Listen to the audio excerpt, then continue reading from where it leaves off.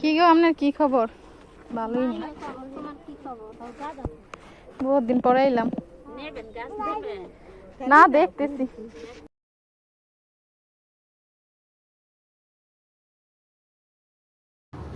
আসসালামু আলাইকুম রহমতুল্লাহি ওয়া বারাকাতুহু। আশা করি সবাই ভালো আছেন।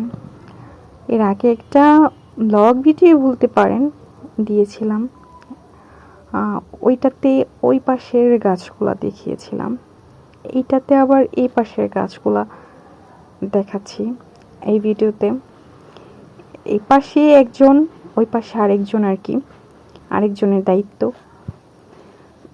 আপনারা যারা নারায়ণগঞ্জে থাকেন, যারা ছাদ বাগানের জন্য গাছ নিতে চান, ফলের গাছ, ফুলের গাছ, এইখানে যে ফুলের গাছ এরকম না, মানে যখন যেই সিজনে যেরকম থাকে আর কি। যে এখন যেমন ফুলের সিজন, এখন শুধু ফুলই পাবেন, বেশিরভাগই ফুল, বিভিন্ন প্রকার ফুলের আর কি গাছ।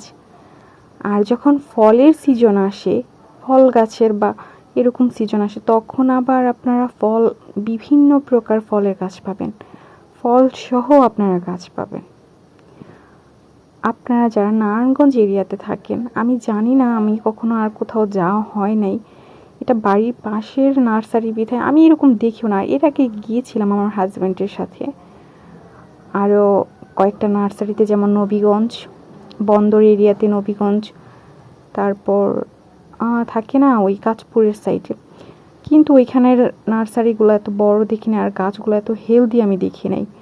কিন্তু এইখানকার মানে বন্দরে, নারায়ণগঞ্জ বন্দর ইস্পাহানি বাজারে এসে একটা গাড়ি নিলে, একটা রিক্সা নিলেই আপনাকে নামিয়ে দিবে বাগানে আর কি, নার্সারিতে।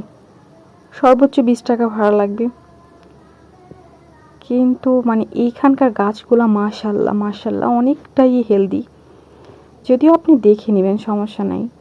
মানে ফুলের সময় বিভিন্ন প্রকার ফুলের গাছ, তারপর ফলের সময় ফলের সিজনে ফলের গাছ, সব ধরনের গাছই পাবেন এখানে আর কি। একটা বিষয় ভালো লাগে, বাগানটা বিশাল, দেখে শুনে আর কি গাছ নিতে পারবেন, বাছাই করে নিতে পারবেন আর কি, অনেকগুলা গাছ থেকে একটা গাছ নিতে পারবেন।